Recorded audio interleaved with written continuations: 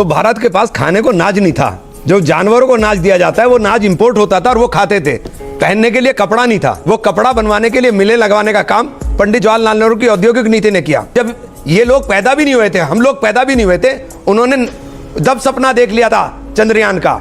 मगर सब कुछ जवाहरलाल नेहरू जी के आने के बाद हुआ। अब मैं बताना चाहता हूं, एक मिनट सर, भाखड़ा नंगल बांध भारत का पहला डैम जो बना है कृष्ण सागर डैम, वो महाराजा मैसूर ने 1920 में बनवा दिया। तब तक तो जवाहरलाल नेहरू राजनीति में आकर स्थापित भी नहीं हुए थे। मैं आपको बताना चाहता हूं, भारत का जो पहला हाइडल पावर प्रोजेक्ट है शिव समुद्रम पावर प्रोजेक्ट 1892, जवाहरलाल नेहरू 3 साल के थे।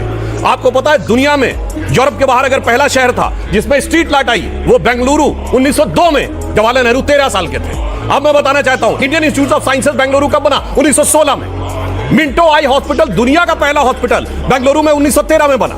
अब अगर आपसे ये भी बताना चाहूं, भारत में सीवी रमन को नोबेल प्राइज मिल गया 1930 में, और सब कुछ करवाए सिखाया जवाहरलाल नेहरू ने 1947 के बाद। जी।